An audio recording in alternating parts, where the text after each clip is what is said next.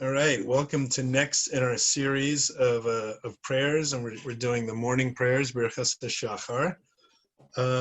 Let me just say a couple of preliminary remarks just to catch us up, because last week we did Parsha. The last time we met was 2 weeks ago. So we've said the beginning prayers, mundane, being thankful that we woke up successfully, HaShachar, that our bodies are working, Elokai Neshama, which is appreciation that our neshama can actually work well with our physical body. It's a miracle. And then we begin our day. We talked about that there is a requirement. We're supposed to say 100 brachas a day. So we immediately get a nice chunk of 15 of them right off the bat in what's called Birkas HaShachar, which literally means blessings of the morning. We also mentioned that Birkas HaShachar has two meanings. It can mean this set of 15 brachas, and it can also mean just all the brachas we say in the morning. So, Judaism's like that, right? Torah can mean the 5 books. It can mean all kinds of things. And we also talked about the number 15 in Judaism seems to indicate a transition of sorts. There are 15 steps to the base of Mikdash, 15 parts of the Seder. So these 15 brachas are as we transition from getting out of our bed to starting our day, from waking up to being a productive person. The source for most of these brachas is in a Gemara, Brochos 60b. You might hear my cat in the background, very bad timing. And the Gemara talks about, we say these brachas as we do things. So as we get out of bed, we say this bracha. When we open our eyes, we say this bracha. When we stretch or put on our shoes, you say that bracha. That's not commonly how it's done now, but that's the ideal way. That's how it's done. That's how the Gemara said to do it, and that's how the Shulchan Aruch tells us how to do it. And then we spent a lot of time on the first bracha of the 15, which was Nasan Sechvi Bina Alachim Ben Yom Ben Laila, which is that we can distinguish between night and day. And we talked about that. What that really meant was that our brain is at least on the level that we can discern things between good and bad, between various things, because that's how we learn, that's how we grow. And without that bracha, without that ability, the other 14 don't even make any sense. So that's why that's the first one. So we also mentioned that the Sephardim and the Ashkenazim have two different orders. They have different orders of how they say the bracha. So I'm going to go by the Chabad Siddur, which follows the Sephardi order. But all 15, it's the same 15 brachas, maybe a different word here or there, but we will get to all 15 of them. I'm not going to get to all the remaining 14 all at once, but we'll start and see how far we get.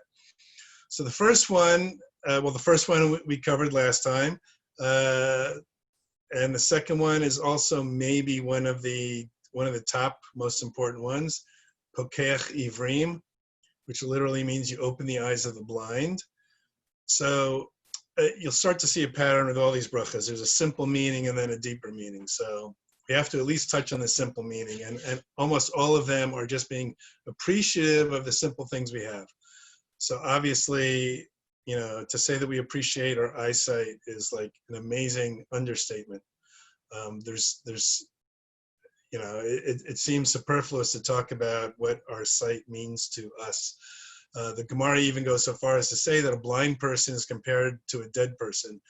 And by that, it does not mean that it's not casting aspersions, chas v'shalom, against blind people.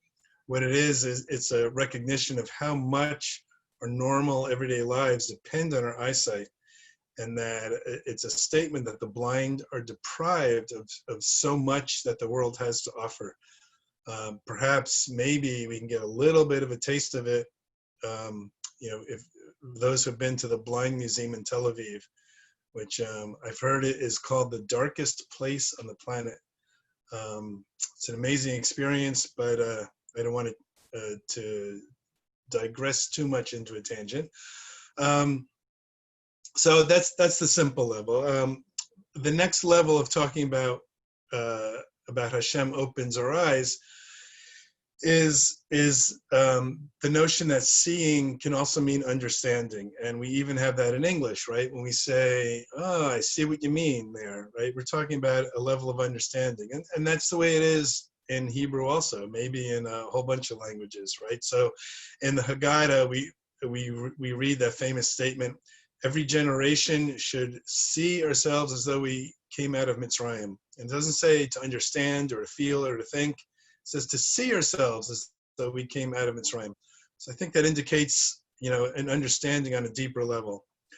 We also have other instances of that. So, for example, in Sefer Brochos, we hear after Hagar is thrown out of of Avraham's camp, Hagar and Yishmael are traveling in the desert, and they run out of water, and Hagar thinks she's going to die and prays to Hashem. And the pasuk says, and Hashem opened her eyes and she saw a well of water. The commentator Sforno says it the most directly. He says, Hagar wasn't blind before then. She just didn't, for whatever reason, she just didn't have the ability to recognize that she was in a place with water. So that's what it means, that we should open our eyes and see the world around us. On a deeper level still, I think a great example is the story of Moshe and the burning bush. This is the very first encounter between Moshe and Hashem. And somebody asked the question, couldn't Hashem do something like maybe a little more flashy? With all the tricks that Hashem could do, like a lowly burning bush, like what's the message there? I've been told, I can't say I know firsthand, I've been told that extremely dry brush burns all the time in the desert. And if so, that fits this message well, because the idea is that it's not that Moshe saw a bush was on fire, anybody could have seen that. And apparently, again, from what I've told, it's a normal everyday occurrence out in the desert. But what he noticed is that this bush was different in that it was burning, but it wasn't being consumed. So his mind wasn't just filling in the blanks, of seeing something and thinking that he knows what was going on, but he actually saw what was going on. And that was the type of insight that Hashem was hoping that Moshe would see. A third meaning of this, and another deeper meaning, is that it's not only the physical gift that Hashem is opening our eyes and reminding us of our capacity to see, but to see that so many of us have, but that we can see that we have so many gifts around us. We have family, health, home, or apartment, jobs, a body that works, that we're thankful that we can, or we hope that we can see that we are blessed. We don't want to be that person who, when the glass is 3/4 full, that all we can see is that the glass is one quarter empty. We want to see all the things that we're grateful for, as opposed to seeing all the things that we can complain about. We're sort of saying, Hashem, don't let us be like those blind people who all they do is complain about the bad because they can't even see the good that's right in front of us. And finally, on a fourth level, it's one thing to be blessed with good things, but on one level, if we take the words of Gamzu Latova, that everything is for the good, the idea is that we are praying that we can see that the things that are happening to us are in some way good. Even things that we may not like that's happening, afterwards often we see that it ended up being a good thing in our lives. And that sort of answers a question that after I first learned about Gamzu Latova, everything is for the good, I often wondered, so then how does that fit in with this idea that we say Shana Tova, that we're hoping for a good year? And we dip the challah in honey what's the deal with dipping the challah in honey? We're not supposed to do superstitious things. So how is dipping challah in honey? How does that connect to having a good year? And the idea is that when we dip the challah in the honey and we taste the honey, we can experience the goodness. We perceive it to be good. So in other words, we're sort of saying to Hashem, look, we know the next year is going to be good the way you define good. What we want is for the next year to be good the way we see it, that we can also understand its goodness. It's often said hindsight is 20/20. So we're hoping to have some foresight that we can see the goodness in the things that are happening to us.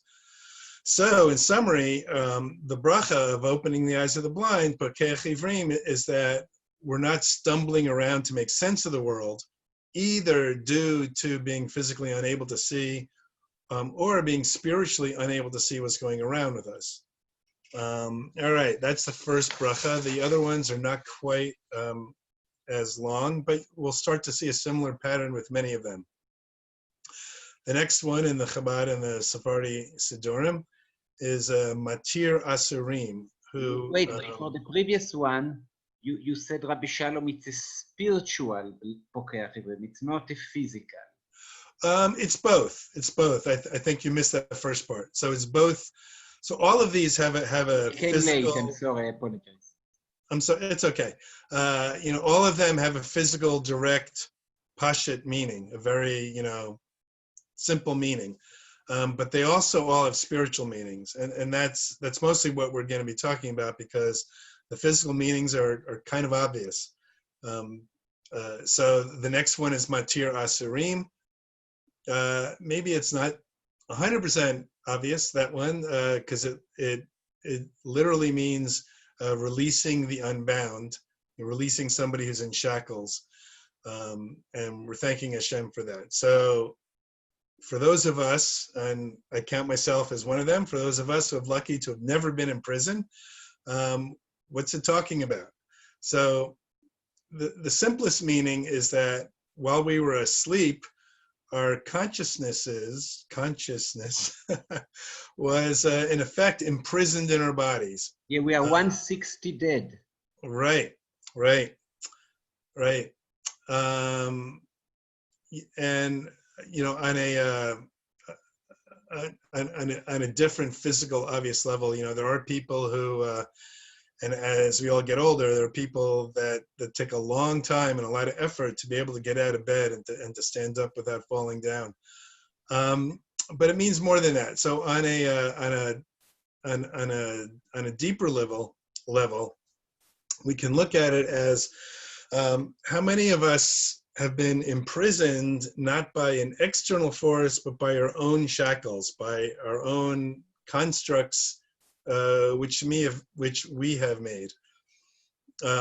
We know a lot of folks who seem to be in their element when they're complaining about stuff. They're only happy when they're unhappy. Or maybe we're imposed by peer pressure, by societal pressure to do things that we don't want to do. Or maybe we're bound by jealousy or anxiety or envy, feelings of inferiority. So those kinds of things that may be imprisoning us. Oops. So we, and actually this is reminiscent of the larger message of Pesach, right? And Pesach is not just a historical event, but as many of us have learned over and over again, Yetzias Mitzrayim means to transcend our limitations, to pass over our self-imposed limitations. So that's a deeper meaning of this Matir Asurim. And we should also note, however, and this will come up in a couple of other brachas also, that struggling and being bound and struggling to become free is not always a bad thing. And in fact, it can make us stronger. As I've studied these brachas, I've learned a lot about nature. I talked last week that I read that a rooster will crow at dawn, even if is in a dark barn and doesn't even know that the sun's coming up. So for this week, my nature lesson is, I learned that if a caterpillar builds a cocoon and then graduates, so to speak, into being a butterfly. And I've learned that if when the caterpillar is just starting to get out of that cocoon, if you cut open the cocoon and it comes out, it'll never be able to fly, and it'll be weak the rest of its life. And the reason is that this struggling to get out of that cocoon in some way strengthens this caterpillar turning into butterfly kind of thing, and it needs to do that. And if it doesn't, it'll never fly. It'll never have a fully healthy body. So that too is a lesson for us, that we were bound, and now we struggle and we overcome that, and then we're free of some of these limitations, some of which are self-imposed, some of which are externally imposed. And we also ask for the help to transcend the ones that we still have. So we are free to grow. Right, and we're hoping for the strength that we can do that growing. And that's a similar message to the next one, Zokef Kafufim, which literally means it rises up those who are bent over. So again, we start off with a simple meaning. We're able to stand up on our own 2 feet. We're happy about that. We're healthy. We're mobile. With all these things, I can't remember if I already said this or not, but so I'll only say it one more time. A lot of these things we don't appreciate so much until Chas v'Shalom we have it taken away from us. So 3 years ago, I had some significant leg surgery, and it was a major effort to get out of bed. It was a long time, and then I was on crutches for a long time after that. So, even, forget about doing a simple thing like getting my own cup of coffee. So, I thank my wife for getting me. It took a long time to deal with all that. And again, how easy it is to take such things for granted. But again, let's also take a look at that on more of a spiritual level, that Hashem, that we're being thankful that Hashem can raise up those who are down in the dumps or unsure of themselves. Or to give us the strength to stand up and not be bent over, but to stand up for things when we need to, instead of being pushovers. Standing up for Yiddishkeit, standing up for Hashem, standing up for our own selves when somebody else maybe is trying to take advantage of us. So, and then let's take it one step deeper. Helping us also to give dignity. Right. And to give us the strength to exercise that dignity when we need to. And then on a deeper level, we need both Zokef and Kafufim. We need to be, and this is similar to the bracha we just talked about, that we need to bend and to stand up, and that that exercise is standing up. We bend a couple times when we're davening. The idea is we're bending and that Hashem can lift us up. And actually, for those who don't know when to bend and when to stand up, the most important part of that is we stand up when we're saying Hashem's name. So Baruch Atah, and then at Hashem is when we stand up, because Hashem lifts us up. So Rav Dressler, who wrote an amazing book about 100 years ago or so, I think, he said that it's the ability to negate one's ego while bowing before Hashem that then enables us to stand up straight and experience Hashem's revelation. Rav Kook notes that that the goal is to shine with the light of Hashem, with the strength and joy, at which point the powers of all our souls stands up. So first we bow, but then we straighten up. And I should mention that the idea of many of these prayers come from two Pesukim in Tehillim that we also say during Pesukei de Zimra. In Tehillim 146, there's a phrase in Pasuk 7 and 8. We say Matir Asurim, Hashem Bokech Ivrim, Hashem Zokev Kefufim, Hashem Ohev Tzadakim. So that's where a number of these prayers come right from. Alrighty, I think we have time for one more, and that is Malbish Arumim, which literally means who clothes the naked. And Hashem and the Gemara and the Shulchan Aruch says that we say that when as we're putting our clothes on. Rabbi Simon, can you do you have a copy of it so that we can see it as we're going through it? Or tell us in advance next time. And yes, I will do that next time. Okay, great, thanks. Sure, thank you. That's a good idea. Thank you. I will do that. So on the simple level, Malbish Arami means is the whole situation with clothing. You know, in the old day.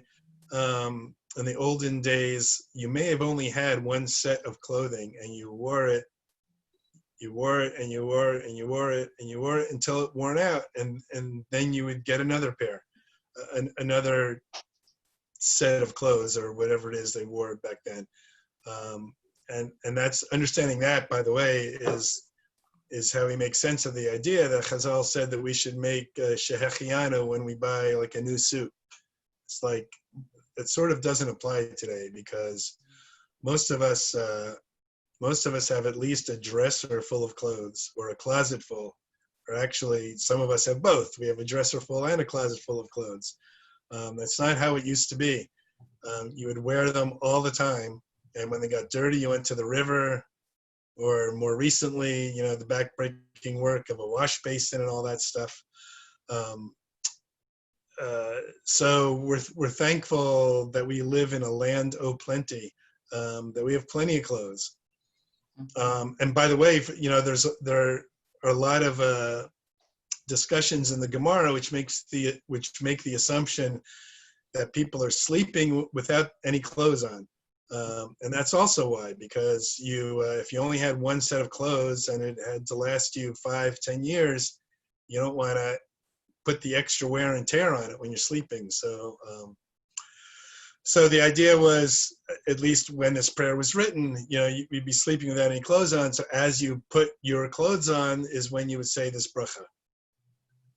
So on a slightly deeper level, the idea that all of what we do is, we've talked about sanctifying the mundane, and that even the little things should have meaning to us, and we can sanctify them or infuse them with kedusha to do such things. So, for example, well, the Shulchan Aruch has a whole siman just on how to get dressed in the morning, and I don't want to get too far down, you know, the rabbit hole of all the halachas about getting dressed. I'll just mention my favorite one. Which is that you're supposed to put your right shoe on first, and then you're supposed to tie your left shoe first. And the reason why it's a favorite one is I was once in a public situation where somebody was trying to make fun of observant Judaism, and they decided that they were going to pick on that halacha, that you put your right shoe on first, to point to how obsessed Orthodox Jews are with the little minutia of life, and they can't even see the big picture. And they thought that was the stupidest halacha that they could think of, is that we put our right shoe on first. So Hashem put me in a good place. You know, the Shulchan Aruch is like, if you can see the shelves behind me, the Shulchan Aruch takes up a whole shelf, and it's in small print. And of the Shulchan Aruch, I knew maybe about a third or a half of one page of the Shulchan Aruch at the time, and the little part I knew talked about this halacha. It was unbelievable. I couldn't believe it. Yeah, it's a good point what you're mentioning. The people who are mocking about this, they don't understand that the commands, they don't have logic necessarily. They are instructions that are orders that were given by God. we should do them. We shouldn't question them. Right. Yes, that's true. But on the other hand, people need meaning, and people need many people need understandings of them. So part of the premise is that God is not involved in a power play. We wouldn't get these mitzvahs just because Hashem wants to make us do mitzvahs. So the idea is that it shouldn't be surprising that we can find reasons for them. Our doing them doesn't depend on the reasons. You're correct, Michael. But if we can find reasons, it may give us more meaning when we're doing them. It may help us when we're doing them. So the Mefarshim talk about every mitzvah and everything that we do, and including this one. So I think it's the Magen Avram or the Taz talks about this one, and they bring in a Kabbalistic idea. The idea is that, generally speaking, the right side symbolizes Chesed, and the left side symbolizes Gevura. I'm going to assume everybody knows what those two words mean, and the idea is that if we're ever in a situation where it seems to be exactly equal, should we act with Chesed or should we act with Gevura, we should give the benefit of the doubt to the Chesed side. We should, give a little extra weight to Chesed. And that's something that we can be reminded of first thing in the morning when we put our right shoe on first. And then we tie our left shoe because we want to restrict a little bit of the Gevura compared to it. So it's just maybe just a little reminder first thing in the morning of where our heads should be at. So that's yet another level of this whole idea of Malbish Aramim. And I want to mention one more level, and then we'll conclude for today. And that is about the word Malbish. Malbish comes from Levush, which means to get dressed. And I'm not sure if it's actually related to the word busha or it's just a homiletical explanation, but the commentators talk about the word busha, which means a sense of shame. So this is a little bit of a delicate conversation because I'm not going where you think I might be going, which is the obvious thing that obviously, we should be ashamed if we don't have any clothes on, but that's not where I'm going. That's what happened to Adam and Chava in the Garden of Eden. I'm sorry? That's what happened in the Garden of Eden. Right. Very good. Very good. I'm going to get there in 1 second. Very good. So clothing provides an avenue for which we can be modest, and a decent amount of shame can be healthy. Not the kind that's debilitating where, we're ashamed of who we are or what we look like, but there's a secondary kind of shame that, just like our physical body has nerve endings, and it enables us to feel pain, which tells us when we're in danger, right? If we're touching something that's too hot for us, thank God we can feel that and take our hand away before we get injured.